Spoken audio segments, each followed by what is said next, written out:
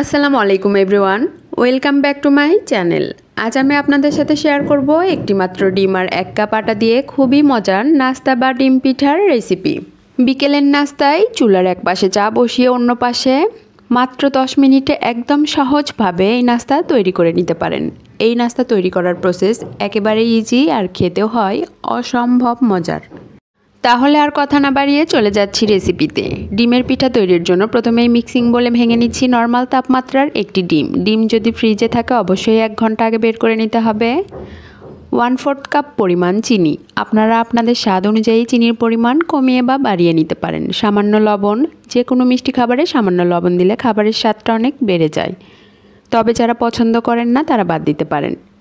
এবার একটা হ্যান্ড উইক্সের সাহায্যে সবগুলো খুব ভালোভাবে মিশিয়ে নিচ্ছি চিনি গলা পর্যন্ত। এই কাজটি একটু সময় নিয়ে করতে হবে, প্রায় 5 থেকে 7 মিনিট দ্রুত হাত চালিয়ে মেশানোর পরে দেখুন চিনি একেবারেই মেল্ট হয়ে গেছে আর মিশ্রণের কালারও পুরো চেঞ্জ হয়ে গেছে। এবার এর সাথে অ্যাড করছি 1 কাপ পরিমাণ আটা। আপনারা চাইলে আটার পরিবর্তে ময়দাও ব্যবহার করতে পারেন। 1/3 কাপ পরিমাণ সুজি দেওয়ার ফলে এই নাস্তা অনেক বেশি ক্রিস্পি হবে। 2 চা চামচ পরিমাণ গুঁড়া দুধ একেবারেই অপশনাল, হাতের কাছে থাকলে দিবেন, না থাকলে বাদ দিতে পারেন, তবে গুঁড়া দুধ দিলে নাস্তার স্বাদ অনেক গুণ বেড়ে যায়। এবার সবগুলো খুব ভালোভাবে মিশিয়ে নিচ্ছি। মেশানোর প্রথম পর্যায়ে অনেকটা ড্রাই মনে হলেও মেশাতে মেশাতে নরম হয়ে যাবে, আবার মেশানোর পরে কিছুটা নরম মনে হলেও ভয় পাওয়ার কিছু নেই। সুজি আছে, 5 মিনিটের জন্য রেস্টে রেখে দিলেই সেট হয়ে যাবে। সবগুলো খুব ভালোভাবে মিশিয়ে নিচ্ছি। মেশানো হয়ে গেছে। এবার এর সাথে 1 চা চামচ পরিমাণ রেগুলার রান্নার তেল অ্যাড করে আবারও খুব ভালোভাবে মিশিয়ে নিচ্ছি। এতে করে ডো অনেক বেশি সফট আর মসৃণ থাকবে। এখন নাস্তা তৈরির জন্য হাত ক্লিন করে হাতে সামান্য তেল লাগিয়ে নিয়েছি, এতে করে হাতে লেগে ধরবে না। এবার অল্প অল্প ডো হাতে নিয়ে প্রথমে চেপে চেপে এরপর 2 হাতের তালুতে ঘুরিয়ে ঘুরিয়ে লম্বা রোলের মতো তৈরি করে নিচ্ছি।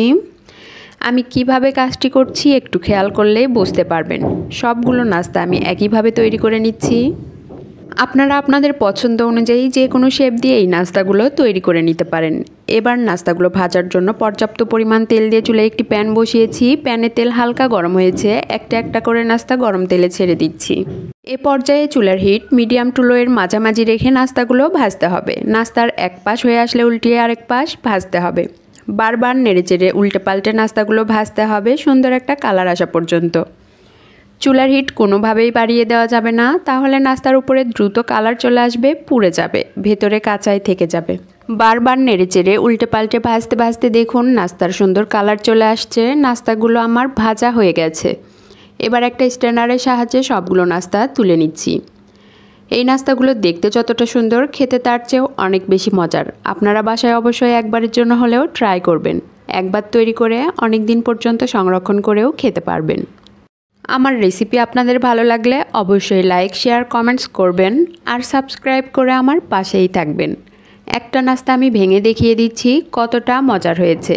আশা করি আমার রেসিপি আপনাদের সকলেরই অনেক ভালো লেগেছে। এতক্ষণ আমার সাথে থাকার জন্য সবাইকে অনেক অনেক ধন্যবাদ। আসসালামু আলাইকুম, আল্লাহ হাফেজ।